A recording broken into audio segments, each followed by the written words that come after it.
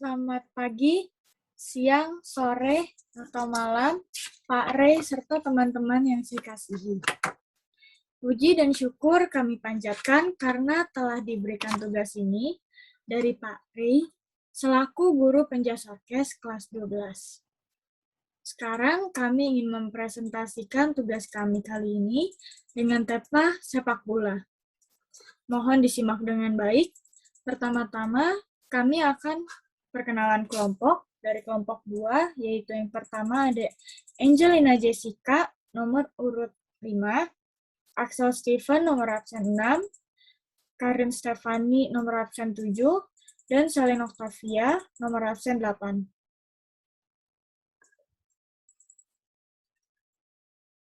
Selamat mendengarkan.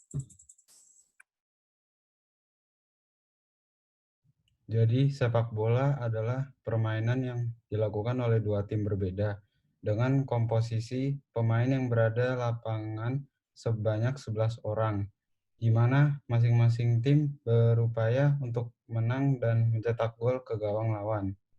Permainan sepak bola ini melibatkan pergerakan unsur fisik, mental, motorik kasar, dan motorik halus, serta dibangun dengan kekuatan tim yang solid.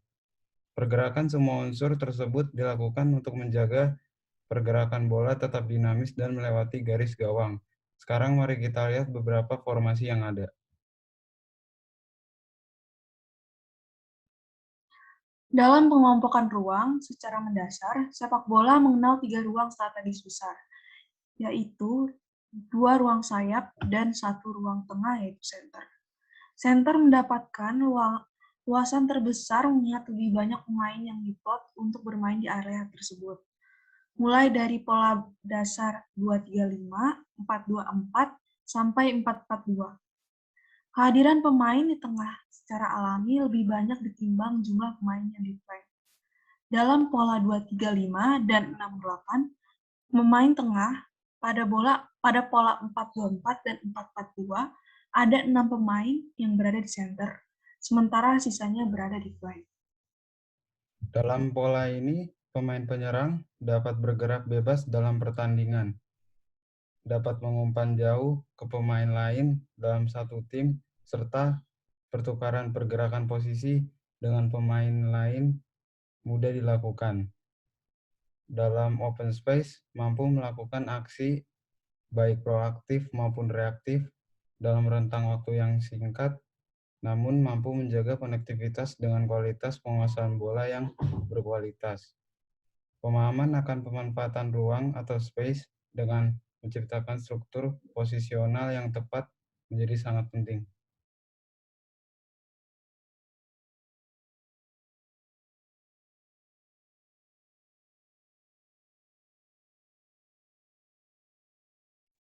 Nah, kita lihat mengenai man-to-man marking. Man-to-man marking ini merupakan salah satu bentuk pertahanan yang ada di sepak bola. Bentuk man-to-man marking ini adalah cara bertahan satu pemain melawan pemain lainnya yang dilakukan di dalam daerah pertahanan. Setiap pemain yang masuk ke dalam daerah yang dijaga harus dikawal dengan ketat di dalam daerah yang harus dipertahankan. Namun, jika pemain penyerang keluar dari daerah yang sedang dijaga, maka itu bukan lagi tugas untuk menjaga daerah tersebut.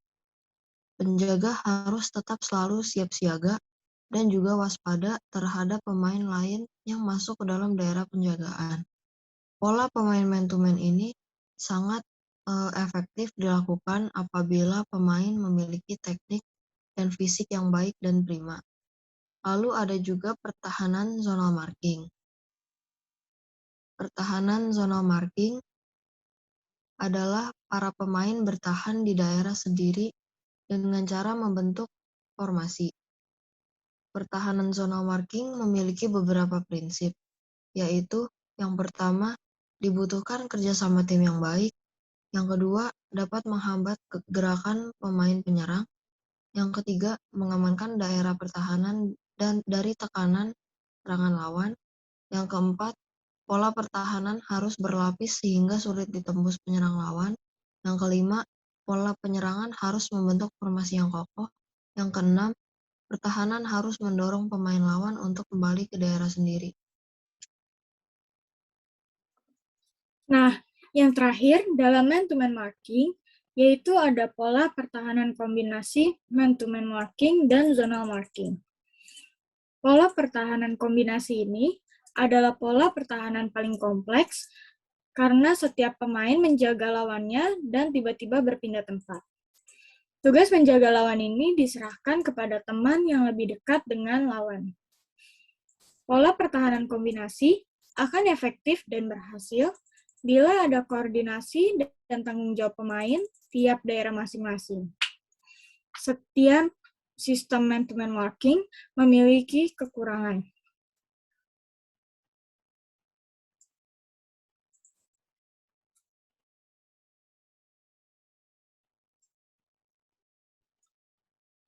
Nah, kekurangan yang bisa terjadi ini yaitu saat tim lawan mencoba melakukan rotasi posisi. Jika hal ini terjadi, bisa menciptakan malapetaka di seluruh sistem pertahanan.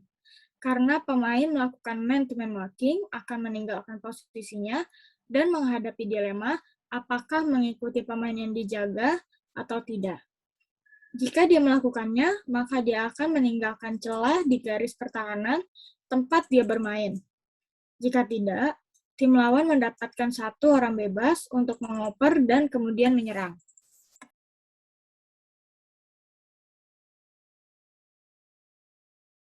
Sekian dari tim kami, kelompok 2. Terima kasih. Berikut adalah pembagian tugas dalam kelompok kami. Yang pertama, Angelina Jessica mencari bahan dan juga membuat PPT.